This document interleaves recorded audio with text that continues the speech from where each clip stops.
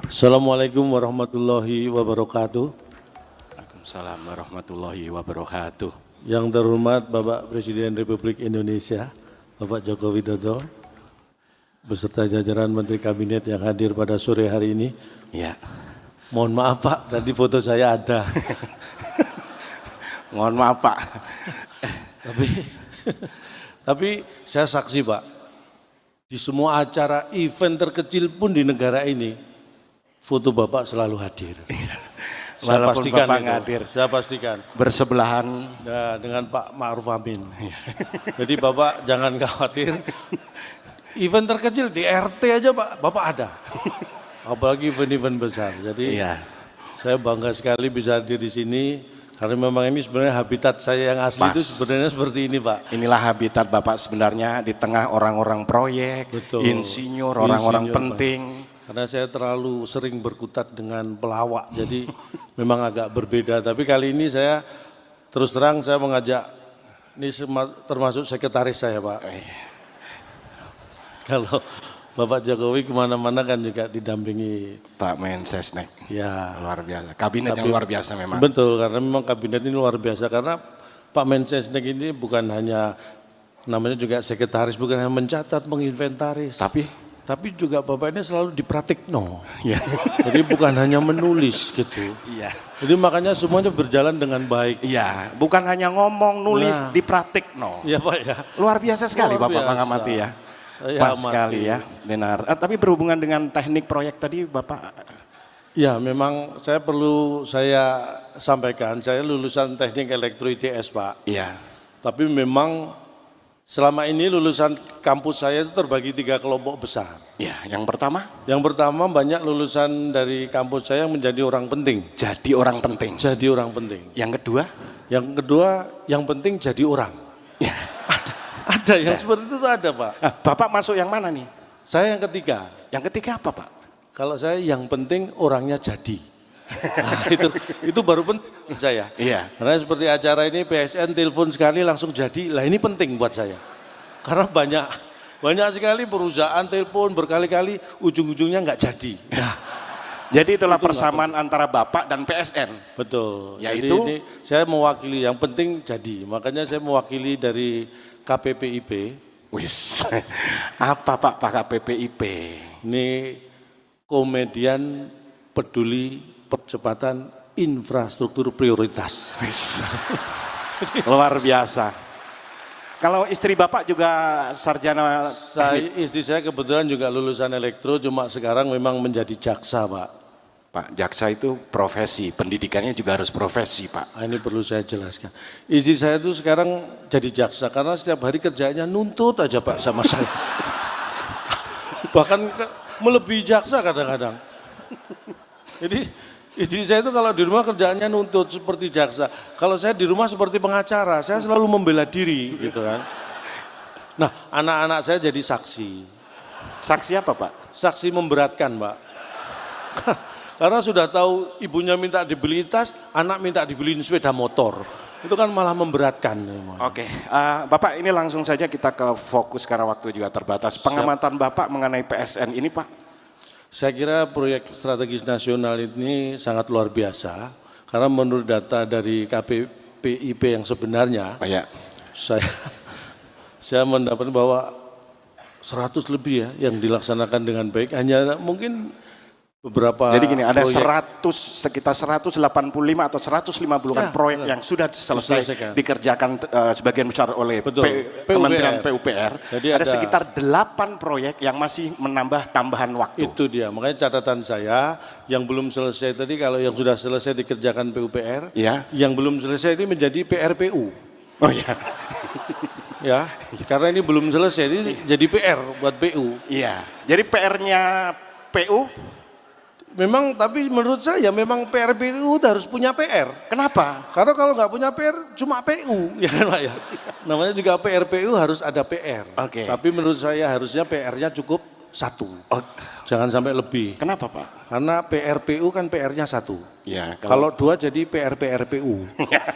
Nah, salah satu kendala yang kita hadapi hari ini adalah mengenai kadang lahan Pak. Betul. Pembebasan lahan, Ini sudah disampaikan oleh Pak Hadi Cahyanto sertifikasi sudah Pak. Betul sekali. Jadi memang saya kira ini hal yang kadang-kadang kita tidak menyadari ini terjadi di negara kita. Penyelesaian masalah mungkin lahan. Kenapa kadang-kadang tidak bisa cepat? Karena memang lahan Pak. Kenapa? Jadi harus diselesaikan secara perlahan.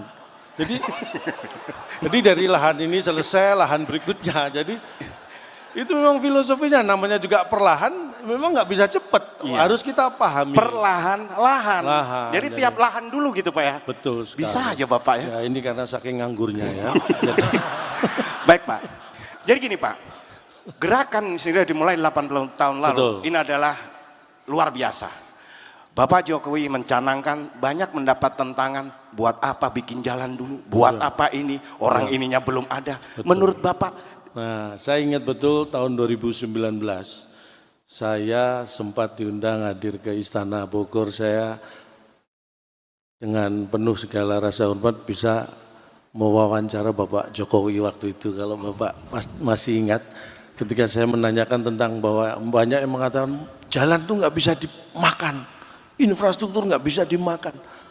Tapi Bapak tetap membangun, tetap melaksanakan semua program karena yakin inilah yang dibutuhkan bangsa ini.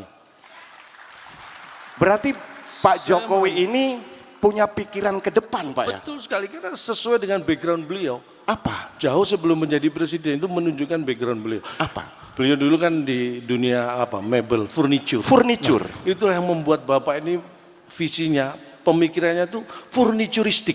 Jadi ke depan.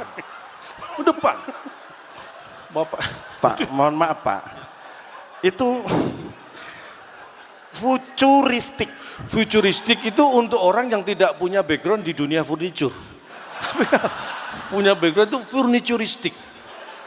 Orang sudah tahu. Luar biasa. Makanya jadi gini, Pak, dari semua pembangunan yang sudah dilakukan, yang termasuk proyek strategis nasional, ada jalan, waduk, bendungan, jembatan, betul, bandara, kemudian pelabuhan. Ya, saya kira prioritas yang mana Pak?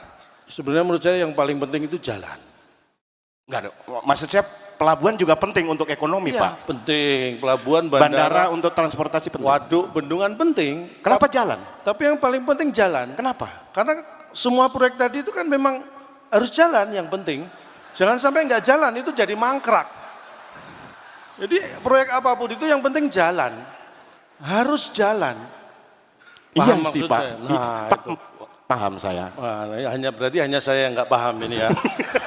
Semua paham. Semua paham. Oke, nah ini kadang dibutuhkan yang namanya kita sebagai warga. Betul. Pengorbanan juga, keikhlasan juga, saling mengerti gitu. Kadang proyek itu kena harus digusur, harus mendapat ganti untung. Inilah, ini saya katakan kabinet ini luar biasa karena ada satu cerita. Kebetulan saya dengan Bapak Menteri PUPR, Pak Bas itu kan satu alumni SMA Pak. Iya. Dan ada cerita bahwa Pak Bas itu juga salah satu rumah beliau, itu juga terkena untuk proyek. Nah, saya kira itu suatu contoh yang luar biasa. Beliau memberikan itu, membantu prosesnya. Jadi Humbas itu di Hombes Pak, Hombes. Hombes itu kan rumah orang, kali rumahnya Pak Bas, jadi Humbas. Jadi rumahnya Pak Humbas. Ini untung Pak Bas nggak ada nih Pak. Pak Bas sedang di proyek menyelesaikan PSN yang belum selesai tadi. Tenang aja, makanya semester pertama Pak, 2024 kita harapkan semua selesai. Salah satu kenapa kita harus mempercepat yang namanya PSPN atau PSN ini. Kita akan menyongsong Indonesia Emas 2024. Betul, itu yang terpenting. Dan sebenarnya Indonesia dikaruniai namanya bonus demografi. Itu yang ingin saya sampaikan. Ini penting sekali. 2045 kita akan menuju Indonesia Emas 100 tahun usia Indonesia. Kita akan menjadi kekuatan ekonomi terbesar keempat dunia.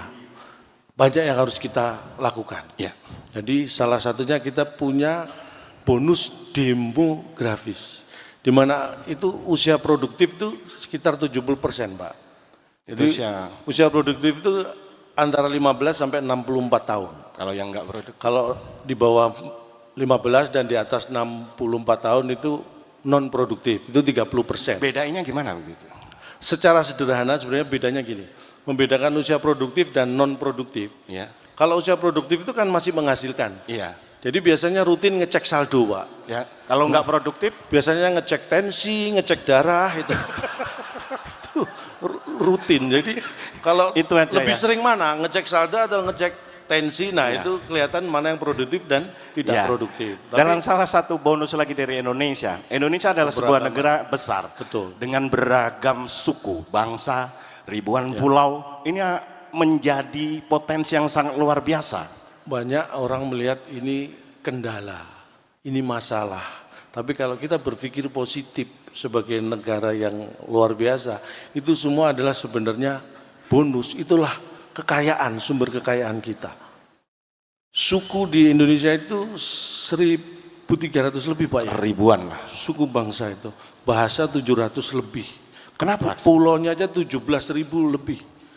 Tapi kita kaya dengan suku-suku bangsa karena apa? Karena memang kita punya ciri khas yang luar biasa. Di Indonesia itu kenapa suku bangsanya banyak? Karena misalnya nih, suku Jawa misalnya menikah dengan suku Sunda, akan ada suku baru. Suku apa? Makanya bertambah, syukuran. Jadi, mohon maaf Pak, suku Batak kawin sama suku Sunda. Jadi ada syukuran pasti. Nah itu suku baru, setiap ada acara pernikahan itu syukuran. Makanya kita, itu adalah sumber kekayaan yang harus kita pahami. Iya. Dan karena ini memang acara dari proyek. Tapi ada satu Pak yang Bapak mau katanya sampaikan. Ada yang salah baca data mengenai jalan. Ini ya, memang hati-hati membaca data ya, karena kita tidak bisa percaya begitu saja. Hanya ada orang yang salah membaca data atau mungkin memang disalah-salahkan ya, supaya datanya. Tapi kalau saya bicara data, saya yakin saya besar karena saya tidak berdasarkan hanya database, Pak. Hanya database itu sangat terbatas. Apa? Ya paling harapan kita, Lorena, ya kan, Keramat Jati, doa ibu. Itu apa Pak? Itu database. Jadi sempit sekali. Kalau data itu harus. Kalau data truk ada nggak Pak? jadi data itu harus kita gunakan untuk mendukung ya, apapun keputusan yang kita ambil itu perlu data-data. Insya Allah jalan yang dibangun itu akan menjadi jalan yang lurus, jalan yang diridhoi oleh Allah Subhanahu wa Ta'ala. Amin. Dan ini karena semua proyek strategis nasional itu butuh percepatan. Ini saya tampil di acara PSN ini juga akan saya percepat, Pak. Karena ini mendukung program. Kalau saya lama-lamakan ini, karena mohon maaf karena memang setelah ini ada agenda yang secara waktu tidak bisa dimundurkan dan tidak bisa dimajukan. Apa? Azan maghrib. Oh iya.